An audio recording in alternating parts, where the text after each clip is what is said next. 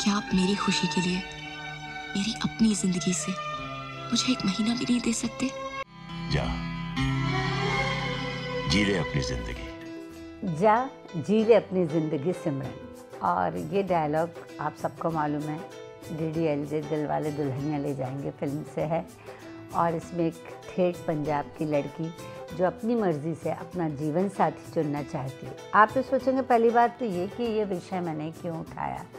दरअसल ये विषय रोचक भी है और साथ ही बहुत गूढ़ एक संदेश भी देता है। और नए साल में मैं चाहती हूँ कि सबसे पहली सोच आप ये देखें कि पिछले साल में स्त्री की स्थिति में क्या सुधार हुआ। स्त्री हूँ, स्त्री की बात नहीं करूँगी तो काम कैसे चलेगा।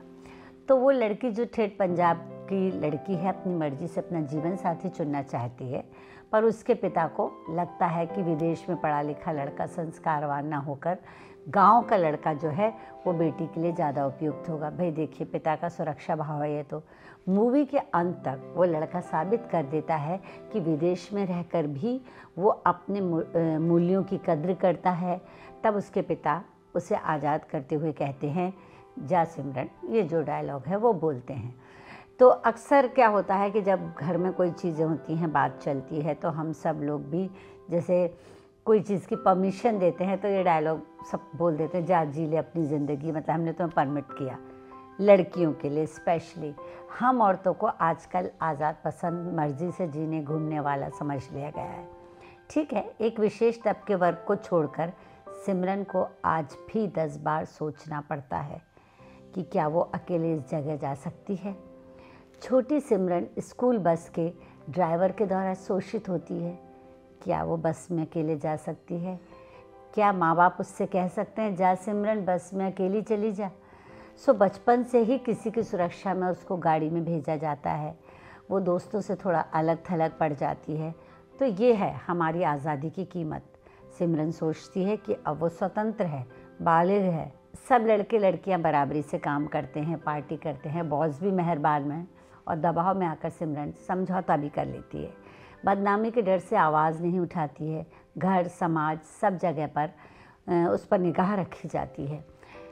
सिमरन आज़ाद है, अकेली ही सफ़र करती है, दूसरे शहर में जाती है, मीटिंग अटेंड करती है और नशे में ऑफिस कर्मी उसका शोषण करते हैं।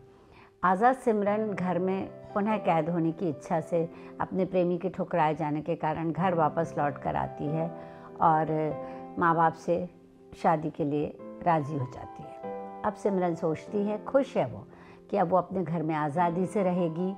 हर समय उसको मतलब उसके ऊपर कोई बंधन नहीं रहेगा। अब वो घर उसका है। पर सिमरन से हर समय संभल के रहने को कहा जाता है और उससे कहा जाता है, ये तुम्हारा मायका नहीं है, ये तुम्हारा घर नहीं है जो तुम ऐसे करो। बिना बताए सिमरन अब कहीं नहीं जा सकती क्योंकि वो सिमरन है, राज नहीं। अच्छा बताइए, अगर आपकी सिमरन बैग उठा के रात के 12 बजे आपसे कहे कि मैं पार्टी में जा रही हूँ, तो क्या आप उसे आसानी से परमिशन देंगे? क्या आप उसे ये आज़ादी देंगे? और यही बात अगर आपका लड़का कहता है तो आप उसे जाने देते हैं थोड़ी समझाइश के साथ। ऐसा क्यों? ऐसा हम भी समझते हैं। ऐसा इसलिए कि रात में अकेली लड़की का जाना हमारे समाज में नहीं, हमारे देश में ख़ास तौर से सुरक्षित नहीं है। जनाब, जो लोग ये कहते हैं कि भाई स्त्री तो बहुत आज़ाद हो गई है, तो क्या आपके समाज में ऐसा माहौल रख छोड़ा है कि आप स्त्री को अकेले कहीं जाने दें? स्त्री आज़ाद ख्याल है, आज़ादी पसंद है, पर आज़ाद नहीं है। या आपने कभी सोचा आप स्त्री देह के अलावा उसके बारे में क्यों सोचते हैं? समाज को इतनी चिंता क्यों है उसकी स्त्री की देह के बारे में?